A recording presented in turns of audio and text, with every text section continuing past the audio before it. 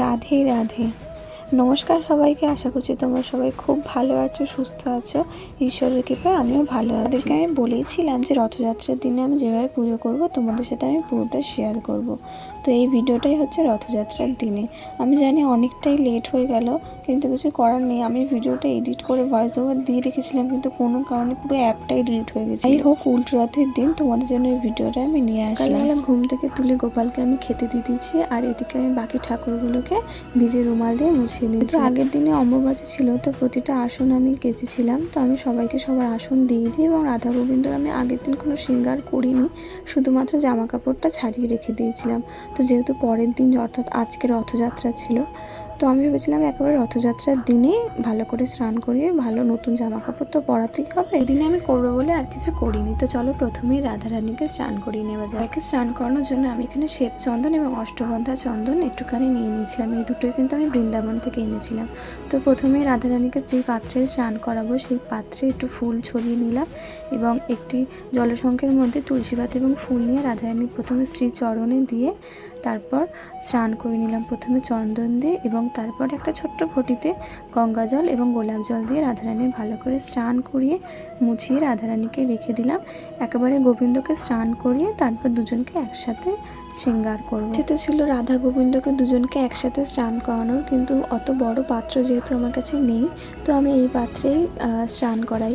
এই পাত্রটা আমাকে দিদা দিয়েছিল গোপালকে স্নান করানোর জন্য, কিন্তু আমি এখানে সবাইকে এক এক করে স্নান করাই। গোবিন্দকে স্নান করাতে করাতে তোমাদের সাথে আমি কিছু কথা শেয়ার করি। আমার একটা শর্টস ভিডিওতে একজন কমেন্ট করেছিলে যে রাধা গোবিন্দকে এইভাবে স্নান করাতে নেই, কিছু একটা চাপা দিয়ে স্নান করাতে। ঠিকই কথা, এটা আমারই ভুল, কিন্তু আমি যবে থেকে এটা জানতে পেরেছিলাম তবে থেকে রাধারানী এবং গোবিন্দর গায়ে অঙ্গরাগটা এমনভাবেই করে দিয়েছিলাম জামা কাপড়ের মতো, যাতে তোমাদের সাথে আমি স্নান করার কিছু মুহূর্ত শেয়ার করতে পারি। বুঝি তোমরা বুঝতে পেরেছো যে আমি কি বোঝাতে চাইলাম।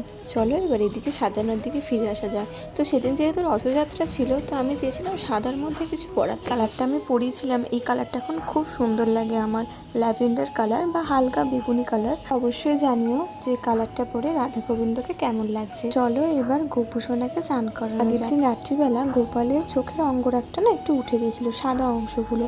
তো আমি ওইগুলো ঠিক করে তো ভাবলাম যে গোপালের বুকের কাছটা রাধা নামটা লিখে দিই। তো তোমরা অবশ্যই জানিও কেমন লাগছে।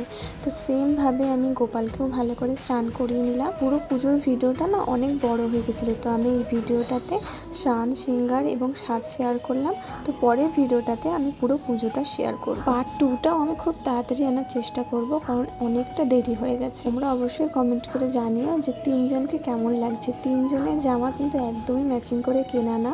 আমি প্রথমে রাধারানীরটা কিনেছিলাম, তারপরে গোবিন্দ এবং গোপালেরটা কিনেছিলাম। যদিও ম্যাচিং করে কিনিনি, শুধু ভালো লাগছিল বলে কিনে নিয়েছিলাম, কিন্তু পরে আমি দেখলাম যে ম্যাচিং হয়ে গেছে। আমি ভাবলাম যে এই ড্রেসটার সাথে মুক্তোর জুয়েলারিগুলোও ভালো লাগবে, কারণ মুক্তোর জুয়েলারি আমার এমনি এখন খুব ফেভারিট, আর রাধা গোবিন্দ গোপালকে পরলে তো আরও সুন্দর লাগে। গোপালেরও এখানে আমি সব মুক্তোরই পরেছি, শুধু কানেরটা চেঞ্জ করেছি, কারণ এতদিন গোপাল মুক্তোর কানেরই পরেছিল, তাই আমি জন্য চেঞ্জ করে এটা পাথরের কানের পরিয়েছি। তারপর এখানে যে পালক পাখাটা দেখলে, ওই পাখাটা আমার বৃন্দাবন থেকে আনা, আর এই দুটো পালক আমি এখান থেকেই কিনেছি। তারপর প্রতিটা সিংহাসন একটুখানি মুছিয়ে নিয়ে তার উপর আসন পেতে এবং একটুখানি আতর ছড়িয়ে দিলাম, যাতে ওনাদেরও ভালো লাগে। তারপর আমি গোপালকে প্রথমে বসালাম, তারপর গোবিন্দকে, তারপর রাধারানীকে আসনে বসিয়ে দেওয়ার পর আমি এখানে মহাদেবকে স্নান করিয়ে নিচ্ছি। আমি জানি না ভিডিওটা কখন ব্লার হয়ে গেছে, আমি তোমাদের সাথে শেয়ার করলাম। মহাদেবকে এখানে অষ্টগন্ধা চন্দনও দিয়ে দিয়েছি। ভিডিওটা এত অবধি ছিল, আশা করছি তোমাদের ভীষণ ভালো লেগেছে। ভালো লাগলে অবশ্যই like, comment, share and subscribe করো। থাকা বেল আইকনটা ক্লিক করো, যাতে আমার ভিডিও এলেই তোমাদের কাছে তাড়াতাড়ি নোটিফিকেশন চলে যায়। আর 2 নিয়ে খুব তাড়াতাড়ি আসবো, ততদিন সবাই ভালো থেকো, সুস্থ থেকো, ভালো রেখো। রাধে রাধে, জয় জগন্নাথ।